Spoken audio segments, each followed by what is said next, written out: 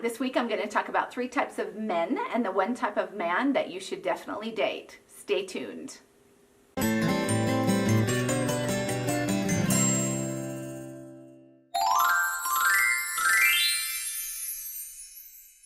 Hi, I'm Shana Schutte, author, speaker, and dating and relationship coach for Single Over 30, and I am here to help you learn how to attract a trustworthy, marriage-minded man. All right, so this week I'm going to talk about 3 types of men and the 1 type of man that you should date. All right, so 3 types of men. The first guy is the guy that you go out on the date with, or you meet him online or whatever, and immediately you're like physically attracted to him. There's like chemistry between the 2 of you, sparks are flying, and you go home, you tell your girlfriend, oh my gosh, this guy was so awesome, and you can't wait to see him again. The second type of guy is the guy that you feel comfortable with. He's the guy that if you did meet him online, don't know him very well, you're thinking he could be a really, really great friend. You feel comfortable around him, you feel safe around him, you feel emotionally safe and physically safe, and you can talk to him like you like him as a person. And the third type of guy is the guy that you might say, well, he's boring. Like, I don't really enjoy talking to him, and there really isn't any physical chemistry between the 2 of us. All right, so what our society has taught us is to definitely go for guy number 1.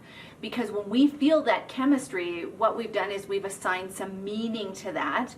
And because of the movies, and maybe because of the way we were raised, we think if I have this chemistry with this person, this physical attraction, that's the guy I should date, because that would make for a great relationship.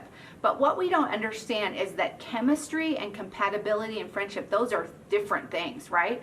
So just because you have like great chemistry with a guy doesn't mean it's going to turn into a great relationship, because what you also need is you need compatibility and you need friendship.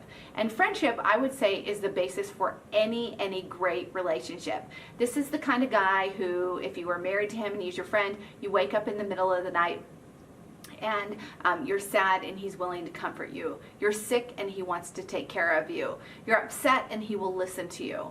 Friendship is the foundation for a great relationship.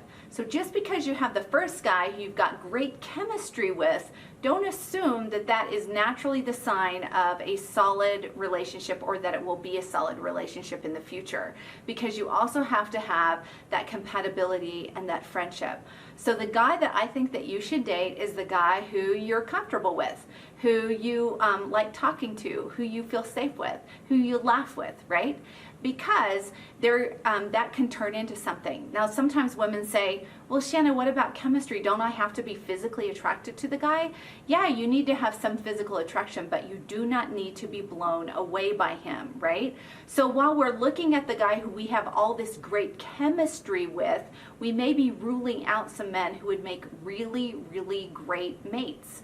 So I'm not saying that you shouldn't date the guy that you have great chemistry with, but listen to this, and this is really important to remember. Studies show that that limerence phase, or that high attraction phase in a relationship, only lasts up to 3 years. So what that means is the guy that you have the great chemistry with and the guy that you are a great friend with, you're going to end up at the same place in the relationship. What I mean is, what it's all going to boil down to is respect, care, kindness, friendship, all that kind of solid stuff that makes up for a great relationship. If you talk to people who've been married for a long time, they'll tell you that what's carried them the furthest is that they have a friendship, right?